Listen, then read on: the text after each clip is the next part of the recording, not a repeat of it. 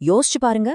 UN security கவுன்சில்ல permanent seat கேக்குற ஒரு நாடு, தன்னை விஸ்வகுரு அதாவது உலகத்துக்கே குருன்னு சொல்லிக்கிற ஒரு நாடு, உலகத்தோட தலையெழுத்தையே மாத்திர முக்கியமான நேரத்துல இப்படி சைட்ல நின்னு வேடிக்கை பார்த்துட்டு இருக்க முடியுமா? இதுதான் இங்க இருக்கிற அடிப்படை கேள்வி. பாகிஸ்தானினுடைய பெயர் என்று உலகிலே சென்டர் ஸ்டேஜுக்கு வந்திருக்கின்ற நிலையிலே இந்தியா மிகப்பெரிய ஒரு ராஜதந்திர தோல்வியை தழுவியிருக்கின்றது.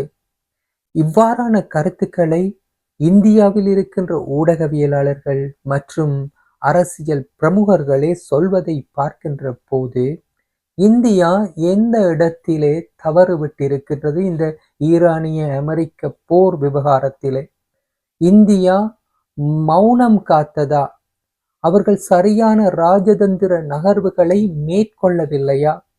எப்படியாக ஒரு நாடு பாகிஸ்தானை பயங்கரவாதத்திற்கு ஆதரவளிக்கின்ற நாடு என்று அடையாளப்படுத்துகின்ற முயற்சியிலே இறங்கியிருந்த இந்தியா அதிலே ஏறத்தாழ வெற்றிகளையும் பெற்று வருவது போன்ற ஒரு தோற்றப்பாடு வந்து கொண்டிருந்த நேரத்திலே இப்போது பாகிஸ்தான் உலகில் இருக்கின்ற பலரது வாய்களிலே வருகின்ற ஒரு நாடாக மாறியிருக்கின்றது. ஏனென்றால் உலகத்திலே நிகழ இருந்த மிகப்பெரிய ஒரு அழிவொன்றை தடுத்து நிறுத்துவதற்கு மத்தியஸ்தம் வைத்திருக்கின்றது என்று எல்லோருமே போற்ற இப்போது இவர்கள் ஒரு கூறிய போய். அமெரிக்கா சொன்னதைத்தான் பாகிஸ்தான் நிறைவேற்றி இருக்கின்றது, பாகிஸ்தானாக எதுவுமே செய்யவில்லை, இப்படியெல்லாம் கருத்துக்கள் வருகின்றன. எனவே இந்தியா இந்த போர் ஆரம்பித்ததன் பின்னர் எங்கே தவறுவிட்டது? இது தொடர்பாக ஒரு காணொளியை உருவாக்கி இருக்கின்றேன், பாருங்கள். வணக்கம். இன்னைக்கு நாம பார்க்க போற விஷயம் ரொம்ப முக்கியமானது. 2026ஆம் ஆண்டுல வெறும் 5 வாரத்துல தெற்காசியாவோட மொத்த ராஜதந்திர கணக்கீடுகளும் தலைகீழா மாறிடுச்சு. எப்படி? வாங்க அந்த முக்கியமான 5 வாரங்கள்ல என்னதான் நடந்துச்சுன்னு நாம இப்ப ஆழமா அலசலாம். ஈரான் நெருக்கடி ஒரு முடிவுக்கு வந்தப்போ அதுல நடந்த டிப்ளோமேட்டிக் மூவ்ஸ் ஒரு செம்ம சர்ப்ரைசிங்கான ரிசல்ட்டை கொடுத்துச்சு. இது உலக அளவுல ஒரு பெரிய விவாதத்தையே கிளப்பிச்சு. அது என்னன்னு பார்க்கலாமா? யோசிச்சு பாருங்க. பாகிஸ்தானுக்கு உலகத் தலைவர்கள் கிட்ட இருந்து பாராட்டு மழை கொட்டுச்சு. அதுவும் சும்மா இல்ல. யூரோப்பியன் கமிஷன் தலைவர் உர்சுலா வாண்டர்லேயன்ல இருந்து டொனால்ட் ட்ரம்ப் வரைக்கும் எல்லாரும் பாகிஸ்தானோட ரோல பயங்கரமா பாராட்டினாங்க. இதனால பாகிஸ்தான் ஒரு டிப்ளமேட்டிக் வின்னரா முன்னாடி வந்து நின்னுச்சு. சரி, இப்போ ஒரு முக்கியமான கேள்வி வருது. பாகிஸ்தான் இவ்வளவு பெரிய வெற்றியை அடைஞ்சிட்டு இருந்தப்போ நம்ம இந்தியா எங்க இருந்துச்சு? இந்த கேள்விக்கு தான் நம்ம இப்ப பதில் தேட போறோம். சரி வாங்க, இப்ப நாம கொஞ்சம் டைம்ல பின்னாடி போய் இந்த கிரைசிஸ் ஆரம்பிச்சப்போ என்ன நடந்துச்சுன்னு பாப்போம். இந்த விஷயத்துல இந்தியாவோட முதல் ரியாக்ஷன் எப்படி இருந்துச்சு, ரொம்ப ஜாக்கிரதையா அவங்க என்ன செஞ்சாங்கன்னு பார்க்கலாம். இந்த டைம்ல என்ன பாருங்க. February 28 தாக்குதல் தொடங்குது. இந்தியாவோட பதில் ஆழ்ந்த கவலை, அவ்வளவுதான்.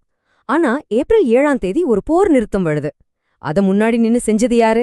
இந்தியா இல்ல, பாகிஸ்தான். அப்போ இந்த நடுவுல இருக்கிற கேப்ல என்னதான் நடந்துச்சு? இங்க ஒரு இன்ட்ரெஸ்டிங்கான கம்பேரிசன் இருக்கு பாருங்க. ஒரு பக்கம் இந்தியா சம்பந்தப்பட்ட எல்லாரும் அமைதியா இருங்கன்னு ரொம்ப பொதுவா யாருன்னு சொல்லாம ஒரு ஸ்டேட்மெண்ட் கொடுக்குது. ஆனா இன்னொரு பக்கம் சீனாவும் ரஷ்யாவும் நேரடியா கண்டனத்தையே பதிவு பண்றாங்க. இந்த வித்தியாசம் ரொம்ப முக்கியம். இந்தியாவோட இந்த சாஃப்டான ஸ்டாண்ட் இன்டர்நேஷனல் லெவல்ல உடனே நெகட்டிவா பார்க்கப்பட்டுச்சு. ஆசியா டைம்ஸ் போட்ட இந்த ஹெட்லைனை பாருங்க. அப்போ உலகத்தோட பார்வை எப்படி இருந்துச்சுன்னு இது பட்டவர்த்தனமா காட்டுது. இந்தியா ஏன் எப்படி அமைதியா இருந்துச்சு? இதுக்கு பின்னாடி ரொம்ப காம்ப்ளெக்ஸான சில ஜியோ பொலிட்டிக்கல் காரணங்கள் இருந்துச்சு. அது என்னன்னு இப்ப பார்க்கலாம். பாருங்க, இந்தியாவுக்கு ஒரு தர்ம சங்கடமான நிலைமை. ஒரு பக்கம் ஈரானோட சாபஹார் துறைமுகத்துல பெரிய இன்வெஸ்ட்மெண்ட், அது நமக்கு சென்ட்ரல் ஏஷியாவுக்கு ஒரு கேட்வே மாதிரி. இன்னொரு பக்கம் அமெரிக்கா கூடவும் இஸ்ரேல் கூடவும் ரொம்ப ஸ்ட்ராங்கான எக்கனாமிக் அண்ட் டிஃபென்ஸ் பார்ட்னர்ஷிப். இப்ப யார சப்போர்ட் பண்ணாலும் இன்னொருத்தர பகச்சிக்க வேண்டிய நிலைமை. இந்தியா இந்த பேலன்சிங் ஆக்டுக்கு ஒரு ஃபேன்சியான பேர் வச்சிருந்தது, ஸ்ட்ராட்டஜிக் அட்டானமி.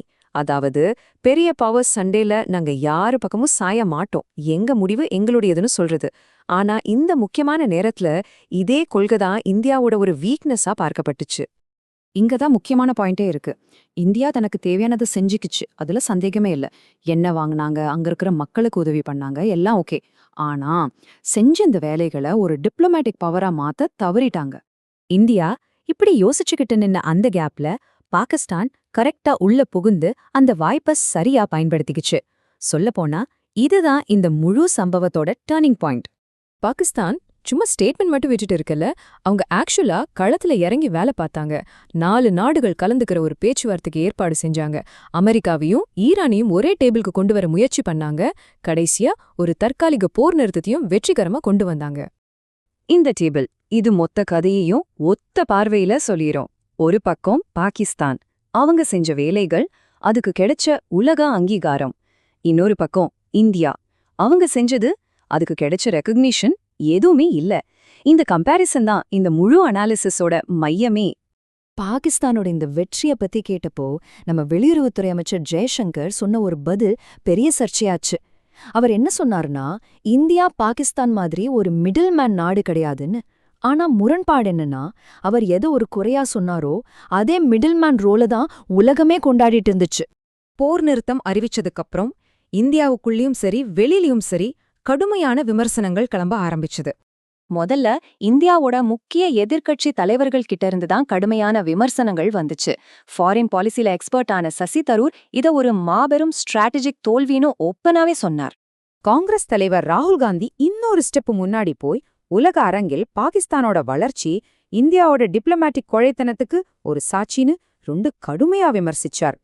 அடுத்து காங்கிரஸ் செய்தி தொடர்பாளர் ஜெய்ராம் ரமேஷ் பிரதமரோட தனிப்பட்ட டிப்ளமசிய ஹக்லோமெஸ்ஸின்னு கிண்டலா சொல்லி வருஷ கணக்கா உச்சி மாநாடு செல்ஃபின்னு கட்டி எழுப்புன இமேஜ் ஒரே ஒரு முக்கியமான நேரத்துல உடைஞ்சு போச்சுன்னு ஆர்கியூ பண்ணார்.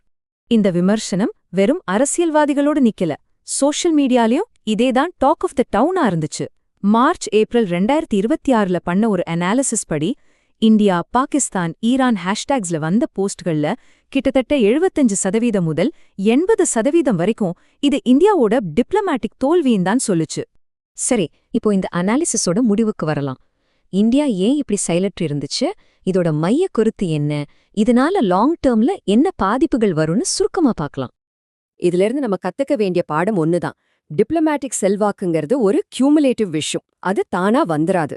யார் ரிஸ்க் எடுக்கிறாங்களோ, யார் பேச்சுவார்த்தைக்கு ஏற்பாடு செய்யறாங்களோ, யாரு தங்களோட நம்பகத்தன்மைய பணயம் வைக்கிறாங்களோ அவங்களுக்கு தான் அந்த ஃபோன் கால் வரும். யோசிச்சு பாருங்க, யுஎன் செக்யூரிட்டி கவுன்சில்ல பெர்மனன்ட் சீட் கேட்கிற ஒரு நாடு, தன்னை விஸ்வகுரு அதாவது உலகத்துக்கே குருன்னு சொல்லிக்கிற ஒரு நாடு, உலகத்தோட தலையெழுத்தையே மாத்திர முக்கியமான நேரத்துல இப்படி சைட்ல நின்னு வேடிக்கை பார்த்துட்டு இருக்க முடியுமா? இதுதான் இங்க இருக்கிற அடிப்படை கேள்வி. கடைசியா இந்த ஒரு நிகழ்வோட நீண்டகால விளைவுகளை பத்தி யோசிக்க வைக்கிற ஒரு கேள்வியோட இந்த பகுப்பாய்வை முடிச்சுக்கலாம். அடுத்த தடவை உலகத்துல ஒரு பெரிய நெருக்கடி வரும்போது உதவி கேட்ட அந்த ஃபோன் கால் யாருக்கு போகும்? யோசிங்க.